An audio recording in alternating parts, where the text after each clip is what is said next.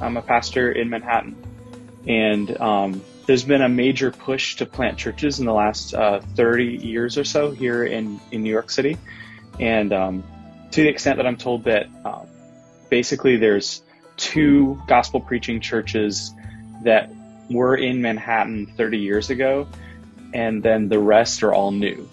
So basically, if there is an evangelical church in New York City, it's either a new plant or a revitalization of a church that used to be non-gospel preaching. So that being said, that means pretty much all the churches that I'm around in New York City are churches of today. They're new churches. They're churches that are fairly current in their approach. But one of the things that I've observed in this massive church planting movement here in New York City is that there is a major embrace of what some would call it the seeker-sensitive movement, which is connected to the church marketing movement, which is designed to make the church desirable to people who don't like church. But what that ends up meaning is we make churches for people who don't love God. So we want people, or we have people coming who want church on their terms instead of church on God's terms. And that's the foundation that if you go down the rabbit hole of YouTube and Vimeo videos, you can find interviews with the key leaders in these church planting organizations making speeches at other places where they reference the influence of these types of movements, like Bill Hybels and Willow Creek and all of that.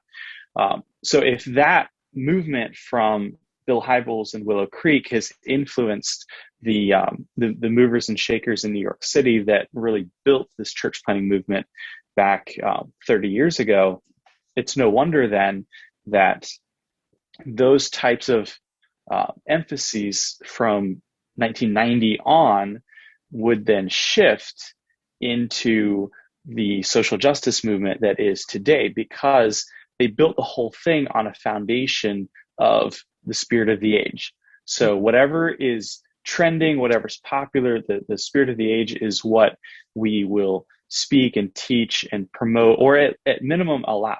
We'll at least allow these secular ideologies into the church and to become the foundation stones of the church. Mm-hmm. So it's no surprise then that the social justice movement, or what I just call the woke movement, the woke church, has become the name of the game here in New York City. So I've been noticing it since 2015 when someone told me that, I've recognized too, I was actually late to the party, but someone told me, Andy, you are racist and you will always be racist because you're white. Even though you don't have any negative thoughts or actions towards persons of color, you are racist because you're white. And I was told this by someone who was a ministry leader, and we were working together in some urban ministry with some kids who were Black and Hispanic, and had a great ministry and thriving. Tons of kids were coming and no cultural issues as far as that stuff goes. But then this person pulled me aside and said, Andy, by the way, you need to learn this ideology. This was the same conversation where this person told me that sex and gender were not the same thing, and that you could be a biological male but identify as a woman. And I was just astounded. It was as if you would have told me that the moon was made out of cheese. I was just completely unprepared to respond to that because I thought this is insane. Now that was 2015, and that really woke me up to what I now see as the woke movement, and started studying, started digging in, and started speaking out on these issues. My previous church I worked for, we did a conference in 2017, 2018 on postmodernism and critical race theory and all of those ideas. We did that several months before a doctrinal statement was being written that we didn't even know about at the time. But there's a statement on social justice and the gospel, also nicknamed the Dallas Statement. So that is very much the same theology of what I've been trying to teach. So we did our conference a few months before that went public.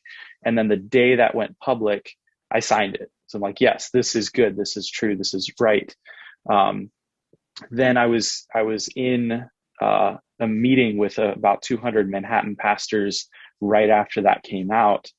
And the pastor who was leading that, somebody went to the microphone and asked him what he thought of that. And he said, I'm not going to sign it.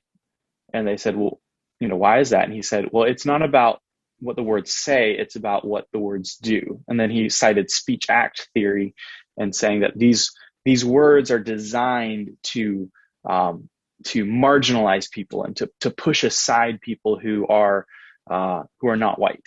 So he basically was saying that these are the words of white supremacy, and these words are designed to marginalize Black and brown voices, which is nonsense. But in my view, seeing this, I said, I agree that these words are designed to do something, and that's exactly the reason why I'm signing it, because these words are designed to stand up against an anti-gospel.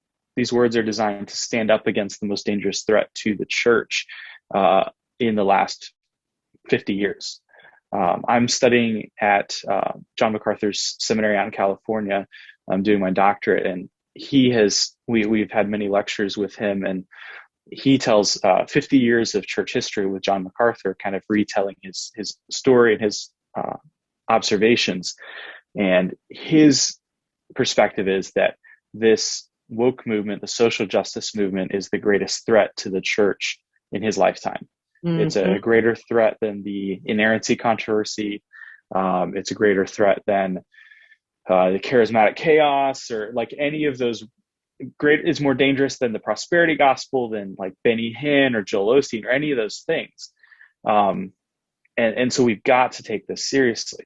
And I've been convicted and challenged, because I'm realizing that even the pastors who are standing up against these things, oftentimes they don't realize the full scope of it, because they're living in more rural communities. They're living in areas where, you're not having to do this like racial sensitivity training in order to stay in your job, which racial sensitivity training sounds nice, but it's not. It's actually mandating a cultural Marxist worldview, and you have to get re-educated in order to keep your job. So if you don't use the right gendered pronouns, if somebody changes their identity and you don't just like stick with it, then you're out the door. So it's very, very, it's postmodernism. That's what it is. But Satan likes to confuse people, doesn't he? Yeah. He likes to throw stuff like that in there to just confuse us and make us, what is the truth? Yeah. Yeah. And that's the issue that goes from the garden all the way forward, where Satan says, did God really say? And that's the question that Christians have been assaulted with since the beginning of time. The devil says, God didn't really say that. And then the Christians have to decide, are they going to capitulate, or are they going to stand? Yeah. And are they going to redefine truth, or are they going to say, no, the word of God says? And that's how Jesus fought back against the devil in his temptation. It was with, thus saith the Lord. This is what God said. It is written. And that's what we need to do as well. We don't need to be ashamed of the gospel. We don't need to be capitulating and adopting the world's ideology in order to reach people. But we actually just need to preach the gospel, and the Lord will save his people. Yes. Now, obviously, we need to speak in words that people understand. We need to use language that is comprehensible to people. But the issue in missions, in missiology, is this idea of contextualization. Contextualization is, in my opinion, it's the golden calf of North American evangelical church planting.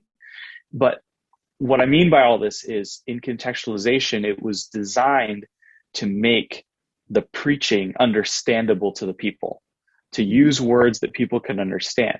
But what it has become is, instead of changing your words to make it understandable, they're changing the theology and changing the message in order to make it agreeable and acceptable to people who don't love God. So that's the larger issue that I see dominating the church scene, dominating church planting. Whether it be something like the abortion issue, or heaven and hell. Like, hell is really offensive. The idea of eternal conscious torment, the idea that when somebody dies, they face judgment. And if they have not received Christ, if they have not been born again, if they're not trusting in him, then they spend eternity in a real place called hell. That's very unpopular.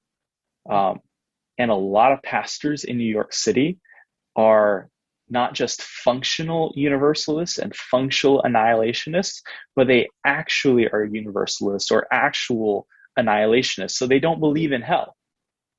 And then therefore that minimizes the necessity of conversion, of preaching the gospel, of telling people you must be born again.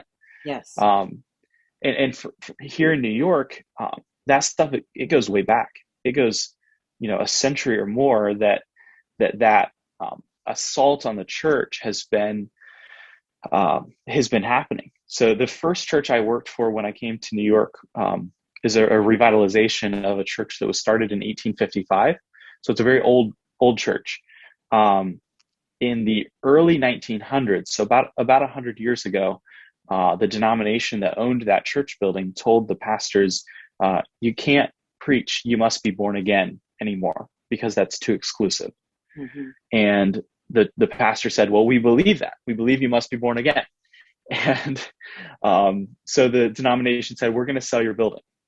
So they put the building up for sale, and one of the church members was able to buy the building, and they were able to preserve it and continue preaching there.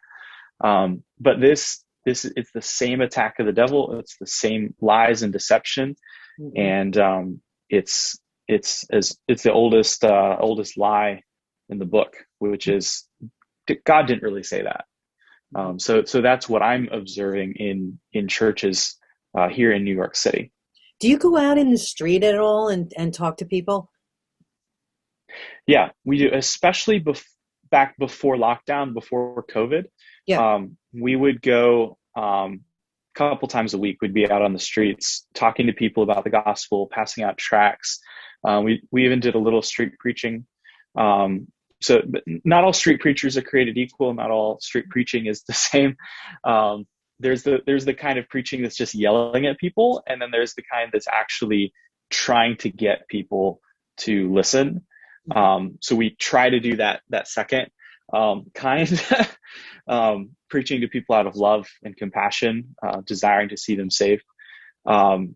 We've backed off quite a bit on the public outreach, though we still have several people in our church that go out to the abortion mills several days a week, and then they talk to mothers who are planning on getting abortions and try and get them to stop, and then they share the gospel with them. That ministry has actually been very, very fruitful, very effective. But we've got 1,000 tracts printed, and just kind of waiting on things to lighten up a little bit to get back out on the streets. How can people find out about your church, and where do you meet? Yeah, so our church is called Providence Baptist Church. pbc.nyc is our website, pbc.nyc. You can also find us on social media at pbc.nyc. So if you search for facebook.com/pbc.nyc, you can see our live streams there. On YouTube, you can see a much higher quality video of our sermons. So that's youtube.com/pbcnyc. We meet in someone else's building, but the church building is called Rock Church. So that address is 153 East 62nd Street. For more information, go to their website at pbc.nyc.